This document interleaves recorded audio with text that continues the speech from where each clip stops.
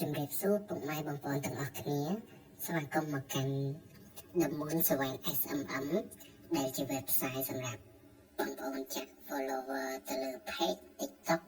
ក៏ដូចជា Instagram និង social media ផ្សេងៗទៀតដែរឥឡូវនេះខ្ញុំនឹងប្រាប់ពីរបៀបចូលទៅក្នុងការចុះឈ្មោះអូខេនៅពេលដែលបងប្អូនចូល Google Chrome ហើយបងប្អូន search website The Moon Swine SMM ហើយបងប្អូនយកពាក្យថា sign up បន្ទាប់មកបងប្អូនបញ្ចូល username ឬក៏ ID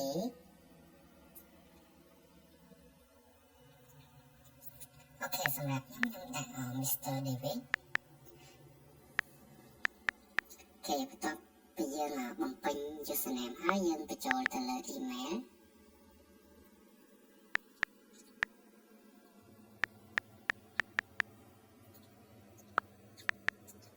បន្ទាប់ពីយើងបំពេញ email រួចរាល់ហើយកន្លែងពាក្យសម្ងាត់ហ្នឹងគឺយើង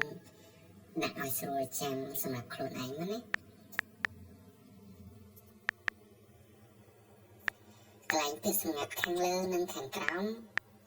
យើងត្រូវច្បាស់ថាឲ្យវាដូចគ្នាអូខេនៅពេលដែលយើងបំពេញពាក្យសម្ងាត់ហើយយើងចុចគ្រីសបន្ទាប់មកយកពាក្យថា sign up អូខេការចុះឈ្មោះរបស់យើងគឺរួចរាល់ហើយឥឡូវនេះបានចូលទៅកាន់ account នេះអញ្ចឹងសម្រាប់ពុកម៉ែបងប្អូនដែលចាប់អារម្មណ៍ក្នុងការចាក់ follower ហើយសម្រាប់ website ខាងប្អូនហ្នឹងក៏មានតម្លៃរៀងធូរថ្លៃដែរបងប្អូនអាចចូលឆែកបានអូខេបងប្អូនអាចចូលទៅឆែកមើលបានសម្រាប់ការចាក់ follower ទៅលើ page ឬក៏ Facebook profile នេះ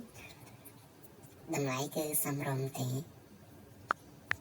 ឡូវហ្នឹងគឺខ្ញុំតេស្តមួយខែតម្លៃវា $2.42 អូខេបន្ទាប់មកបងប្អូនចុចសញ្ញាត្រេ3ប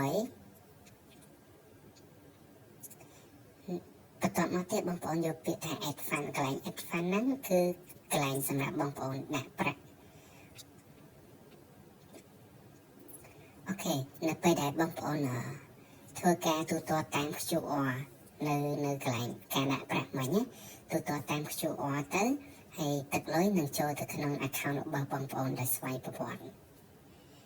សម្រាប់វីដេអូនេះគឺមានតែប៉ុណ្្នឹងទេអរគុណបងប្អូនទាំងអស់គ្នាសម្រាប់ការចូលរួមទស្សនា